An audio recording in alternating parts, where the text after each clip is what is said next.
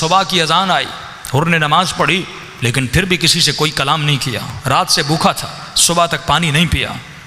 भाई ने बेटे को भेजा कि जाकर अपने बाबा से पूछ मसाला क्या है, कोई परेशानी है तो बताए। न मुझसे बात कर रहा है, न गुलाम से पानी ले रहा है, न खाना खा रहा है। बेटा आगे आया, बाप से पूछा बाबा मसाला क्या है, आप इतने परेशान क्यों हैं? हुर ने फिर भी बात नहीं करना चाहा कि बेटा मुझे तक को तनहा छोड़ दो। बेटे ने इसरार किया, बाबा बताइए इशू क्या है, मसला क्या है। एक मरतबा हुर ने बेटे का हाथ थामा और हुसैन के खेमों के पीछे ले गए और अपने बेटे को कहा ज़रा सुन, तुझे कोई आवाज़ें आ रही हैं? बेटा कहता है जब मैंने कान लगाकर सुना तो मुझे एक 4 साला बच्ची की आवाज़ आने लगी और ये बच्ची कह रही थी बाबा मेरा असगर प्यासा है। हुर ने कहा मेरे लाल तुझे याद है जब मैंने हुसैन का रास्ता रोका था तो हुसैन ने पूछा था हुर प्यासा तो नहीं? मैंने कहा हाँ का प्यासा हूँ। कहा उसने मेरे सारे लश्कर को पानी पिलाया था। कहा एक मरतबा तुझे याद है हुसैन ने मेरे घोड़े को देखा। कहा हुर लगता है तुम्हारा घोड़ा भी प्यासा है। कहा अब्बास पानी लाया जाए और तमाम घोड़ों को पानी पिलाया जाए। कहा मेरे लाल तुझे याद है जब मेरे घोड़े ने पहली मरतबा अपना मुंह पानी में डाला था और अब्बास ने तश्त को उठाना चाहा तो हुसैन ने कहा अब्बास हैवान जब तक 3 मरतबा अपना मुंह न डाल ले तब तक वो सैराब नहीं होता, इसे 3 मरतबा मुंह डालने दे, इसे सैराब होने दे, फिर इसके सामने से पानी उठाना। कहा हुसैन वो जिससे हैवान की प्यास बर्दाश्त नहीं होती।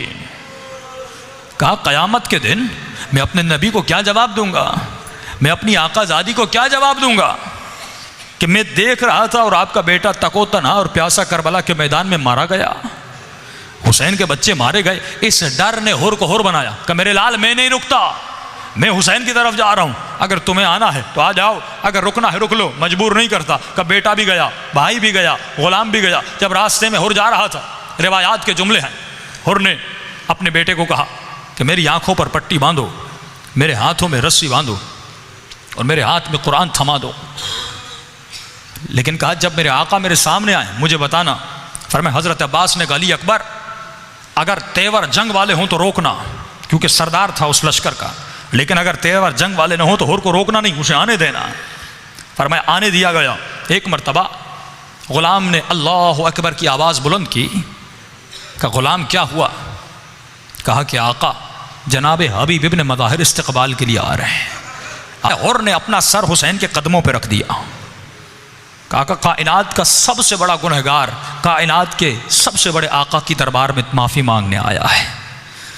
इमाम हुसैन घोड़े से उतरे और फरमाया हुर हुसैन के कदमों पे गिरे थे। इमाम ने दोनों बाजुओं से हुर को उठाकर अपने सीने से लगाया और अजीब जुमला फरमाया भैया हुर हुसैन के सीने से लग जा। नौकरों को इमाम हुसैन भैया कह रहे हैं। मुख्तसर करूँ, फरमाया अपने हाथों से रस्सियाँ खोली, पट्टी खोली। एक मरतबा खैमे से जनाब ज़ैनब ने बच्चों से पूछा है बच्चों ये शोर कैसा है? बच्चों ने कहा अम्मा जिसने मामू का रास्ता रोका था वो माफ़ी मांगकर वापस आया है।